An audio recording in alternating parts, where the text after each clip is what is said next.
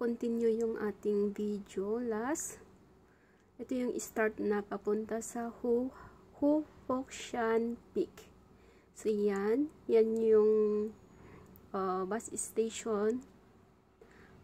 At lakad kaunti may daang paakyat dyan. Yan po yung nakalimutan ko kasi yung pinicturan yung bus station yun.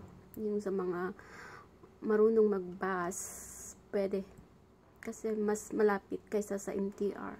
Pero kung parehas na hindi tayo marunong mag-bus, ayan, sa MTR na lang at maglakad ng 30 minutes. At yan, may daan po dito ito. Yan. Hindi kasi nalinisan. Oopsie. Yan na yung lalakarin natin. Yan si Kim. Kimot. Kasama ko. Dalawa lang kami. Buti meron nga siya. Buti sumama sa akin sa pag-akyat ng bundok. Kasi yung mga kasama ko ay magpapahinga daw. Kaya yan. At start na kami sa pag-akyat. Lakas ng ulan kagabi kaya maputik, kaya yan. Dahan-dahan. At yung kasama ko mas mabilis maglakad pala. Yan.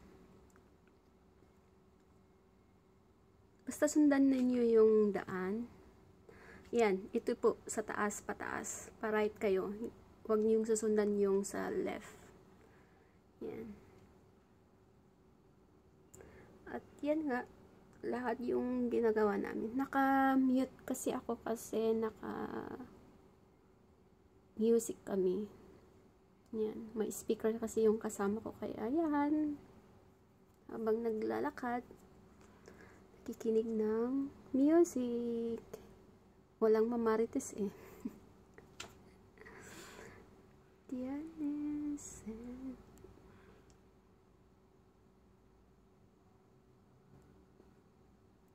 Dito may ginagawa pa lang yung daan. Kaya ganyan yung daan natin. Ginagawa nila, inuna sa taas. Makikita natin mamaya. Buti pa dito. Nimi-maintain nila yung bundok nila. Yung ma-hike.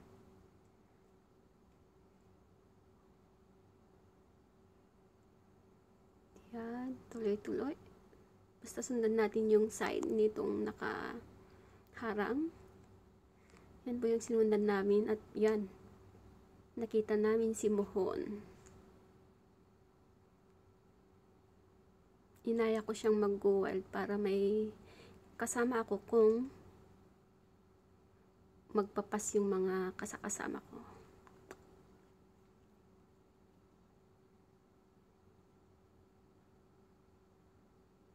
At yan, continue yan sa lakad-lakad pa rin. At hanggang makita natin si Mohon, si Huhokshan Peak. Sa mga nag-hike lang, easy hike lang po yan. Pwede, kung ayaw nyo yung puntahan yung next peak niya yan.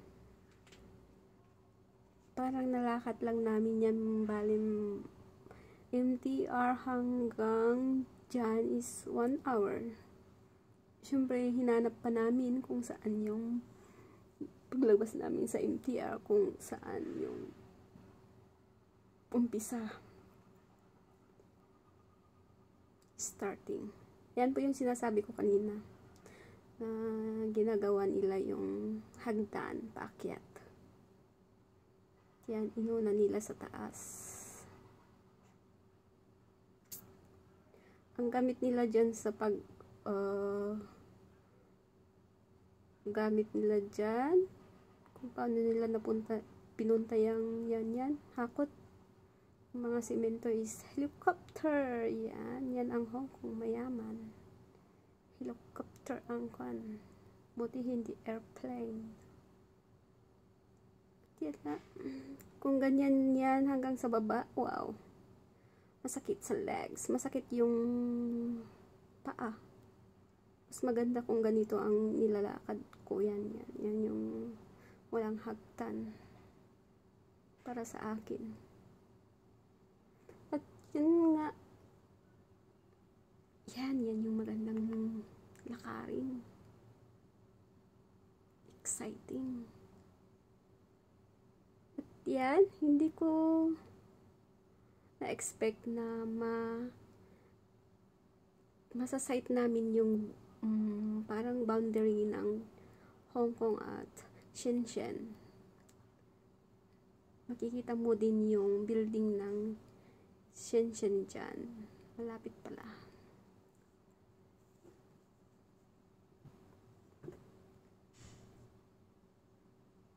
Ayan, tuloy-tuloy. May nagsabing dyan nung pinost ko yung picture ko, kung wala daw yung building, parang sa Trinidad daw, yung style, yung bahay sa baba. Kasi may maliliit na bahay. At yan, sa tuktok na yan, doon yung muhon.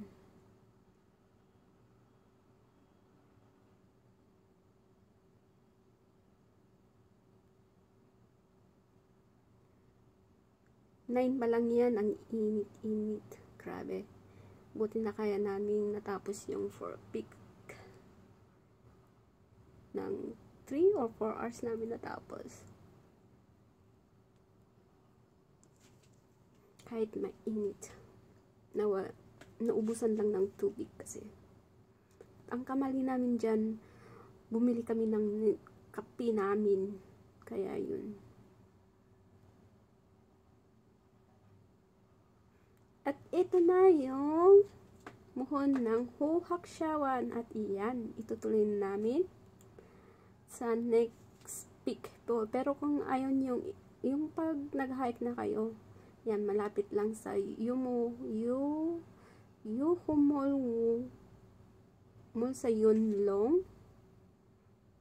Bali, 1 hour lang yung lakad ninyo. Depende sa inyo. At yun yung next na